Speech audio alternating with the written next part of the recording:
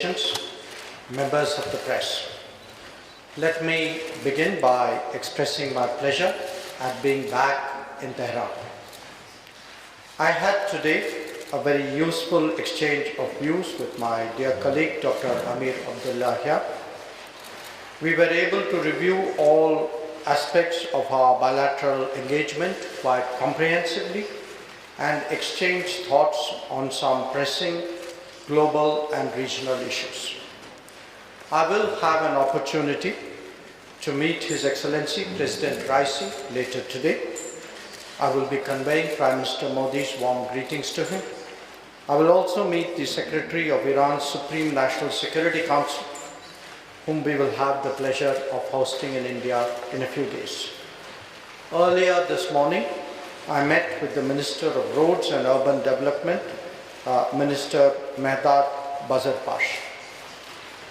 At the outset, let me underline that this visit gave me an opportunity to personally convey our condolences to my counterpart on the recent terrorist attack in Kerman.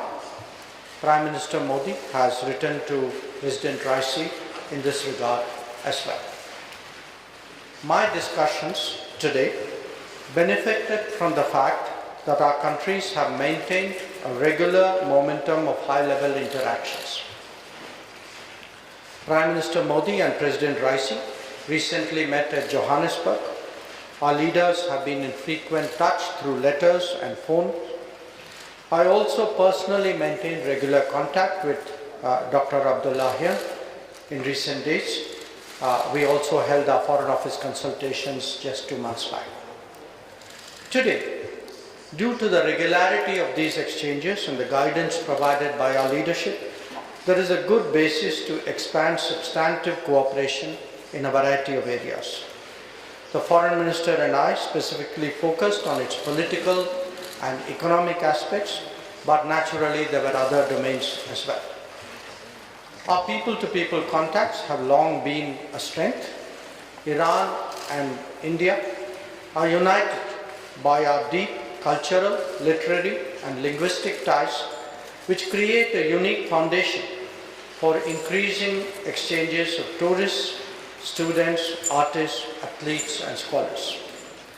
We discussed how we can better link our cultural and educational institutions.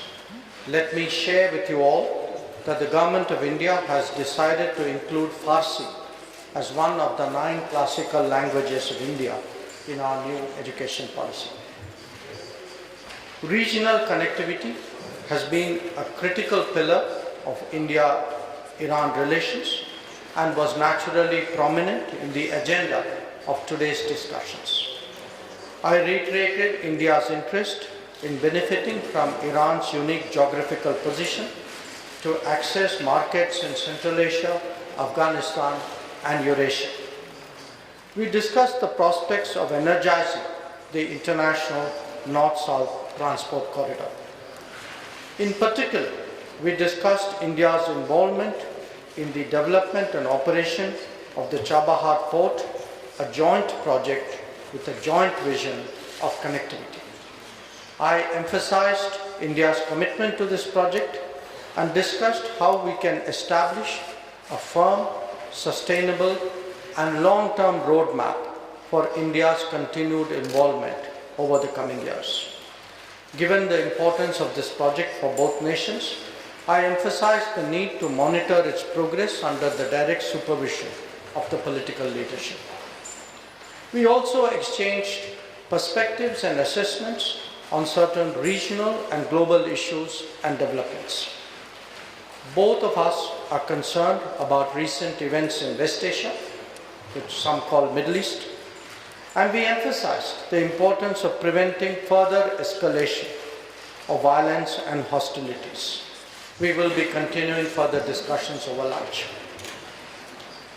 As you all know, India has a long-standing and uncompromising position against terrorism in all its forms and manifestations.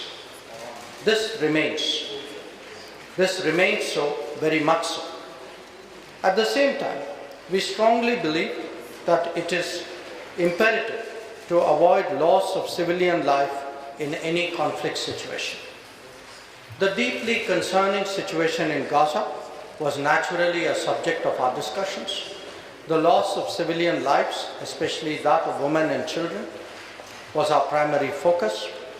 There is a visible humanitarian crisis that needs to be addressed, and the creation of sustainable humanitarian corridors is the need of the day.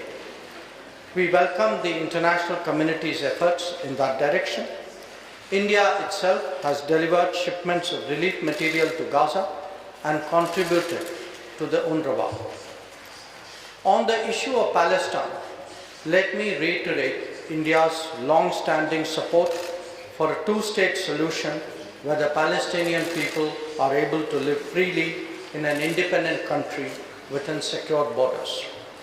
I stressed on the need for all parties to avoid provocative and escalatory actions and to facilitate movement towards dialogue and diplomacy.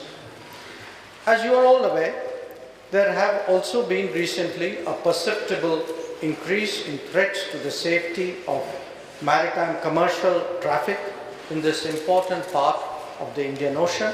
The Minister also referred to it. We have even seen some attacks in the vicinity of India. This is a matter of grave concern to the international community.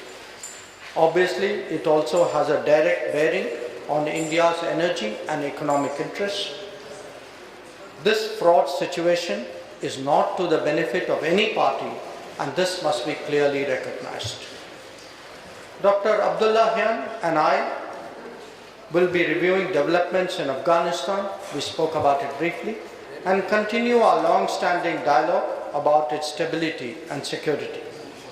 Another area that we intend to touch upon is the Caucasus, and we will be discussing various aspects of the conflict in Ukraine and their implications.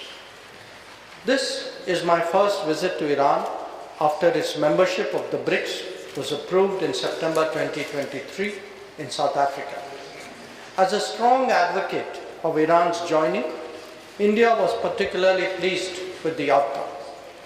We also work closely together in the SCO and in multilateral organizations.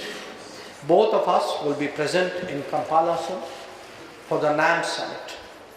This tradition of multilateral cooperation is a natural reflection of the strength of our bilateral ties. We also very much appreciate Iran's contribution to the voice of the Global South summits that were convened by India last year. Friends, I am confident that today's exchanges will give momentum to our bilateral cooperation and also further enhance our understanding of each other's positions on important regional and global issues. India and Iran are two old friends who have always viewed each other's growth and prosperity as contributing to their own. Our partnership and our regular consultations have a particular value in the volatile and uncertain world that we currently see. I thank you all for your attention. I reiterate my thanks to the Minister and to his colleagues, to the Iranian authorities, for making my visit to Iran so comfortable and productive, and I look forward to seeing him in India very soon. Thank you very much.